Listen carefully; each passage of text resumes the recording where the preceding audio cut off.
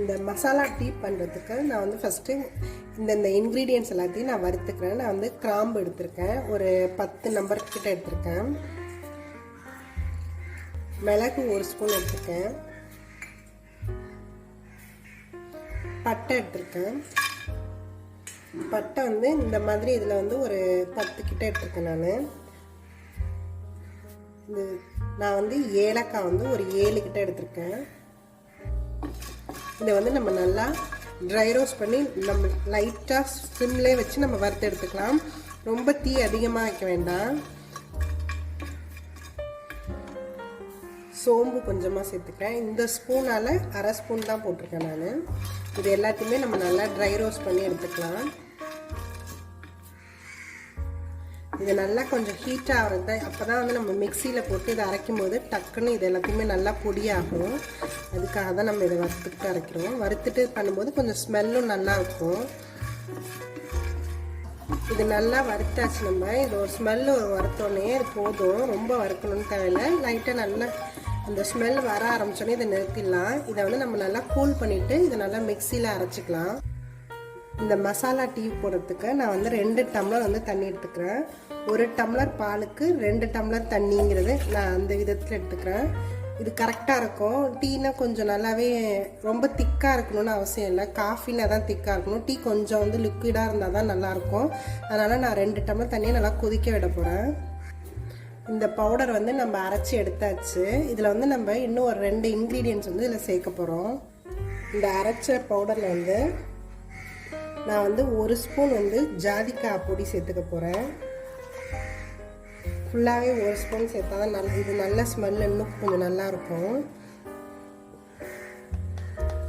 இது வந்து சுக்கு பொடி, அது 1 ஸ்பூன். நான் இது 2த்தையும் பவுடராக சேர்த்துக்கிறேன். நீங்கள் இதுவாக இருந்தால் கூட 2த்தையும் வறுத்துட்டு அதை சேர்த்துக்கலாம். நான் என்கிட்ட இது 2மே பவுடராக இருக்கிறதுனால அதையும் சேர்த்து இது எல்லாத்தையும் நான் நல்லா கலந்துக்க போகிறேன்.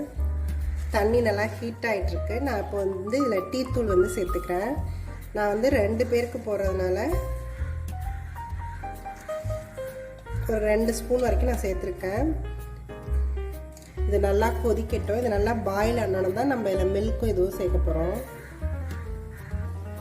இது நல்லா கொதிக்க ஆரம்பிச்சிருச்சு. நான் வந்து இப்போ இதில் 1 டம்ளர் மில்க் வந்து ஆட் பண்ணிக்கிறேன். இது நல்லா கொதிக்கட்டும். இதில் நல்லா மில்க்கும் கொதிக்க ஆரம்பிச்சிருச்சு. நான் வந்து இப்போ இந்த அரைச்சி வச்ச இந்த மசாலா வந்து ஒரு 1.5 ஸ்பூன்லேருந்து 2 ஸ்பூன் வரைக்கும் நம்ம போட்டுக்கலாம். இது நல்லா கொதிக்கட்டும். நான் வந்து ஒரு 10 துளசி இலை வந்து வச்சுருக்கேன், அதையும் இதில் போடுறேன். இது நல்லா பாயில் ஆகட்டும். ஒரு 10 மினிட்ஸ் கிட்ட நம்ம இதை நல்லா கொதிக்க விடலாம். அப்போ தான் டீ நல்லா டேஸ்ட்டாகவும் நல்லாயிருக்கும். நான் வந்து இந்த இஞ்சி வந்து இந்த அளவுக்கு எடுத்திருக்கேன். இதை வந்து நல்லா தட்டிட்டு இதில் சேர்த்துக்க போகிறேன். இதை நல்லா இடித்து இந்த மாதிரி வச்சுருக்கேன். இது எல்லாம் சேர்ந்து ஒரு 10 மினிட்ஸ் நல்லா கொதிக்கட்டும். இதில் வந்து நான் இப்போ நாட்டு சர்க்கரை சேர்த்துக்கிறேன். நீங்கள் சீனியும் சேர்த்துக்கலாம். நான் நாட்டு சர்க்கரை போட்டுக்கிறேன்.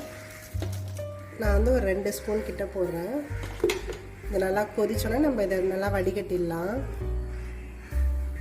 இது நல்லாவே ஒரு 10 to 15 மினிட்ஸ் நல்லா கொதிச்சிருச்சு. இதை நம்ம இப்போ ஆஃப் பண்ணிடலாம்.